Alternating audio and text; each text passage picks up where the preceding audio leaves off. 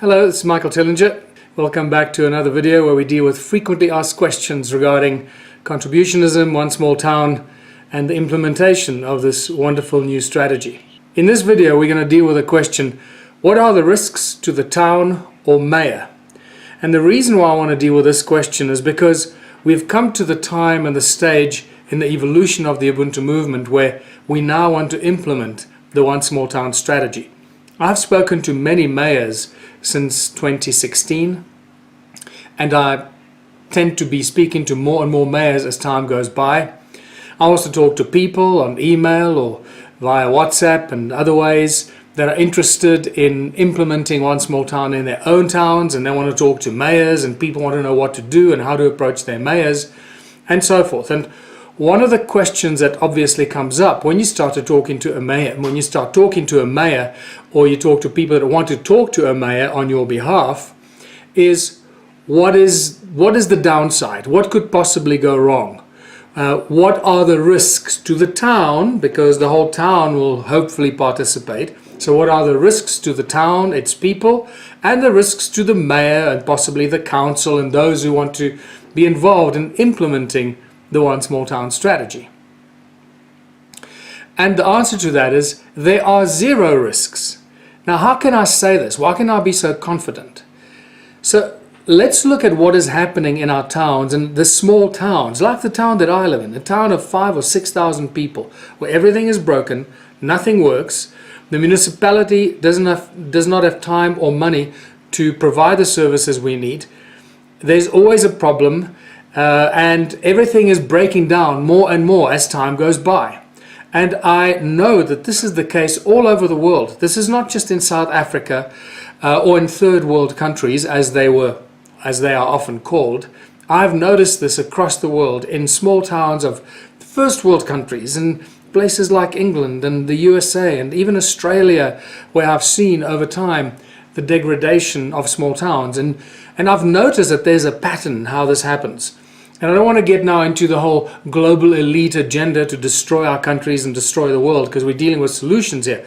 But keep in mind that there is an agenda behind this. The reason why our small towns are being destroyed and are falling apart is because there is an agenda. Now, how this agenda works is something that you can watch in other videos that I do in great detail. But what happens is, just pay attention to the following. Pay attention to the time that it takes between something going wrong in your town and the time it takes for the municipality to respond to fix it. So it's the response to call to action, or the time it takes to fix things, whether it's fixing potholes in the roads or fixing whatever it is. The time delay to fix things seems to increase and get longer and longer and longer. That is one of the agendas that is implemented, and it's certainly obvious where I live and the other small towns in South Africa, and I've noticed it in towns in the USA and even in Australia that I've visited more than once. Now, why can I say that there is zero risk to the mayor or to the town council or to the people of the town? Well, there's zero risk because there is no financial implication. The mayor or the town council or the people of the town don't have to risk any money. There's no risk of an investment, no funds that have to be put into a trust fund somewhere that hopefully someone's going to perform miracles with and provide incredible returns. No one has to put in any money. No, the mayor does not have to take any money from the coffers of the already dwindling funds for the town. The mayor and the council doesn't have to use any of that money to implement the One Small Town strategy. So what in essence is going to happen is that if the mayor decides to be the face and the voice and drive this implementation of the One Small Town, which is first prize, that is obviously the first prize, and I'll talk about that separately again in a separate Q&A video.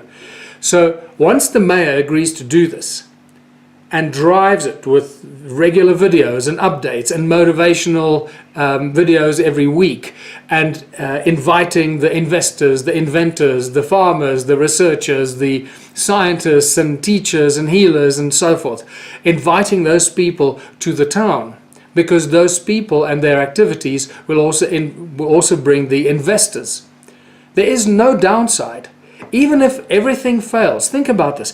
If the town starts this, if the mayor is convinced this is going to work, the mayor implements this together with a support, even if it's a small percentage of the town's community, even if it's 10% of the people of the town, even a small town of 5,000 people, 10%, and I believe there will be at least a 10% take up of this, because the small towns are falling apart and people are desperately looking for ways and solutions for their towns and their communities to uplift them, to bring investment, to start new projects that will benefit the community. I do believe that there will be a minimum of 10% uptake. So if there's a 10% uptake and support from the community, that means we have 500 people. That's a large number of people in a small town of, say, 5,000 people. 500 people that contribute 3 hours a week every week already. So there's a small but good strong wave of support together with the mayor and the town council. What happens if everything fails? First of all, it can't be any worse than it is at the moment. At least the mayor, the council and the people that participated can say, we have tried, we have gone out there and we've done something, we have been proactive, we went out and did this, did that, started this project, initiated that project. And if the projects are initiated according to the rollout plan that I've provided in the implementation plan, the step-by-step implementation, if the mayor is visible and vocal in attracting talent and investors, the chance of success is much higher than if I, Michael Tellinger, or somebody else in town or some PR company is promoting this. The voice of the mayor is a far more powerful tool to attract investors and to bring the talented and gifted people to the town as well, so that new projects and businesses and factories and farming and so forth can be initiated.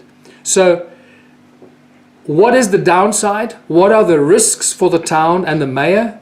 The risks are very, very low. In fact, we can say that the risks are zero. There is no downside. There is only an upside, because at least the people of the town, the mayor and the council can say that we are trying something. We're being proactive. We're not just sitting on our backsides hoping that somebody's going to come and save us. We are acting like the saviors of our own community. And that is what will bring the investors, because they will see the unity among the people. They will see the opportunity of the free labor. That is what will ultimately bring the investors. So I cannot see a downside or any risks whatsoever, because there are no financial implications for the town or the mayor or the people of the town. The only financial implications and risks are to the investors that will initially be required to come to your town and be the seed funder and investor of a specific project, a business or initiative. So think about this logically. This process takes time. It is an organic process and it grows. What will happen to you is exactly what happened to me. The more questions you can answer, the easier it becomes to answer more and more questions as they arise. It is a beautiful journey to take, and I highly recommend that you do this. Take this journey with yourself, not with me. Take it with yourself. Ask yourself the questions and see if you can answer them yourself. And then watch these videos and see how far you are or how close you are to what I propose here. Now keep in mind that what I propose here, the answers to the questions that I put on the table here are not cast in stone. These are suggestions. Keep in mind that our town, the projects and the businesses that we set up will be managed, controlled and owned by the people. And we, the people, will establish what I've been calling a council of elders, a council of the most trusted people from our community. Again, I'll talk about it in a separate Q&A video, but just to finish this, the council of elders will be the council that is appointed by the people. These are not politicians or impressive or influential business people. These are your mother, your father, your brother, your sister, your granny, the most trusted people from the community that will make up the council of elders so that the people from the community have their own body that decides what's best for the community, not any politician or council member that's elected by in a political position or anybody of that status. So we have absolute control over what happens in our town, what businesses we allow to start as the community, that we decide as the community, what we would like in our town. For example, if the people of the town don't want a pornographic film studio set up in their town, then we're not going to do that, right? Some towns might decide it's a bloody great idea. I'm not going to be the judge and the jury to decide what's going to happen. You, the people of the community, will decide. And that's when you'll start seeing how some people will resonate with the direction that that community is moving in, and other people resonate with other communities and other towns, whatever is happening there. Some towns might be more agricultural towns and be moving towards growing food and so forth, while others might become more tech and technology driven communities. Others will be healthcare and so forth. And then you'll find some communities that embody all of these different aspects. It's impossible for us to determine the look and the diversity of the towns as they start to unfold and turn into the true success stories of abundance and prosperity in their one small town community. So let's get this going. There is no downside. Read the implementation plan, read the proposal to the mayor. Remember that we have our own electricity supply. We have our own supply of electricity. And that is ultimately going to be the foundation and the fundamental tool that allows us to do whatever we choose to in our town. I'll talk about the electricity in a separate video. Until later, this is Michael Tellinger. I hope this has given you a little bit more insight into the simplicity and the potential of the one small town success. Until later, bye for now.